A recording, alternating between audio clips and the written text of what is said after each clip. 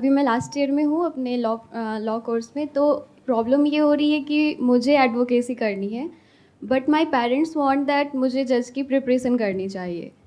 सो अभी इस स्टेज पे ये वाला सीन है कि अगर मतलब लाइक पेरेंट्स ने इन्वेस्ट किया है 5 साल, अगर मुझे उन्होंने पढ़ाया है तो दे वांट इन रिटर्न कि आप कुछ दो करके मुझे जो वो चाहते हैं।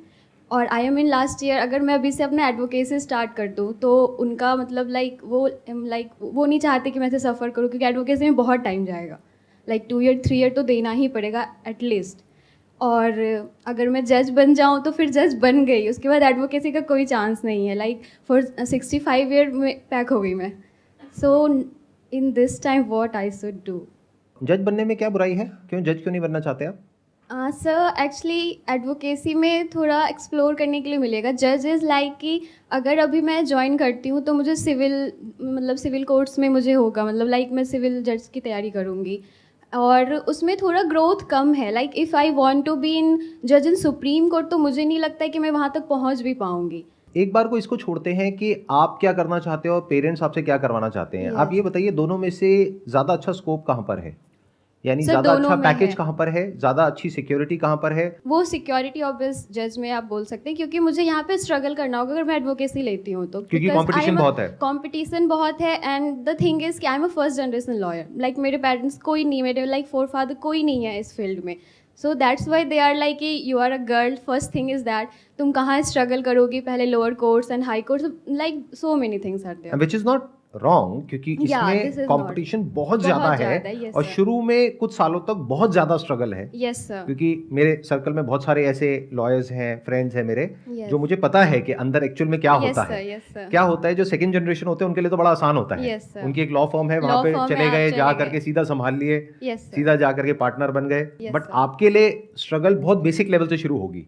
एज एन इंटर्न आप ज्वाइन करोगे, यस सर, फिर धीरे धीरे ऊपर उठोगे, असिस्टेंट बनोगे, फिर धीरे धीरे आपको थोड़ा बहुत कुछ मिलेगा।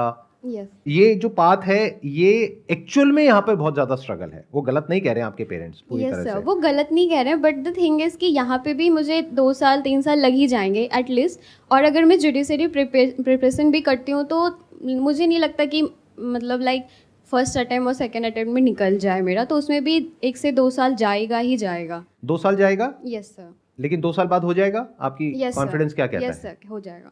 आप कह रहे हो 2 साल बाद हो जाएगा। यस वो सर, होने की पॉसिबिलिटी क्या है? मतलब आउट ऑफ 100% क्या होगी नियर अबाउट पॉसिबिलिटी आपकी? सर क्योंकि 80%, आप अपने आप को जानते हो, 80%। यस सर, 80% चांसेस हैं कि वो हो जाएगा। Yes sir. और अगर वो हो गया तो उसके बाद में उसके बाद एक फिर अच्छा खासा पैकेज लग जाएगा हाँ, यस सर, और जॉब सिक्योरिटी है। Yes sir. आपको कोई स्ट्रगल नहीं करनी पड़ेगी। समहाउ थोड़ा बहुत तो सब जगह होता है, लेकिन एडवोकेसी इतना तो नहीं होगा, लाइक अगर मैं ये लेती हूँ तो। हाँ, मतलब Yes. अगर इन कंपैरिजन आप देखो कि जितनी स्ट्रगल वहां पर है एज Yes, लॉयर, sir. उसके कंपैरिजन में यहाँ पर जो स्ट्रगल है वो अलग टाइप की है। वो है कि एक बार आपको वो जो एग्जामिनेशन है उसको क्लियर करना है और आगे वहां तक पहुंचना है। पहुंचना है। यस तो यहाँ स्ट्रगल ये है। Yes. और उसमें भी आई एम श्योर बहुत कंपटीशन होगा। बहुत ज़्यादा। But you are saying you are 80% sure कि आपका हो जाएगा yes clear, yes sir. Which is a very big thing. क्या कंपटीशन है वहां पर? मतलब कितने लोग अप्लाई करते हैं, उसमें से कितनों का होता है? क्योंकि I am Sir, sure seats बहुत ही कम होंगी। 180 120 ऐसे सीट्स होते हैं, स्टेट वाइज डिपेंड करता है। नहीं, आप मेरे को ये बताओ, टोटल ऑल ओवर इंडिया में कितने लोग अप्लाई करते हैं, उसमें से कितनों का होता है? किसी को पता है? एक बार हाँ, हाथ ऊपर करके एक बार माइक दीजिए उनको। Approx 5 to 10 lakh. 5 से 10 लाख लोग अप्लाई करते हैं। सीट्स कितनी होती हैं? 120 180 लाइक। तो आप 80% कैसे श्योर हो कि आपका हो जाएगा? सर क्योंकि एक्चुअली मैथमेटिक्स के अकॉर्डिंग अगर देखा जाए तो अगर उन 5 लाख में से मान लेते हैं 10% भी जो बच्चे अप्लाई कर रहे हैं वो एक्चुअल में सीरियस हैं और कैपेबल भी हैं, तो Yes. 50,000 में से 200 हुआ ना। हम्म, तो एक्चुअल में मैथमेटिकली अगर आप देखोगे तो जो आपके होने की पॉसिबिलिटी है दैट इज हार्डली हार्डली 0.2% या 0.3%। But you are saying 80% possibility है कि हो जाएगा। ये किस बेस पे बोल रहे हो आप? 80% कहां से आया? एक्चुअली मुझे ऐसा लग रहा है कि मतलब अगर मैं प्रिपरेशन करूँ तो वो हो जाएगा, like it's not too much hard.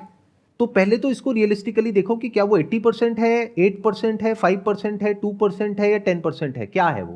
Because I don't think it's going to be 80%। Because if you Yes, से sir.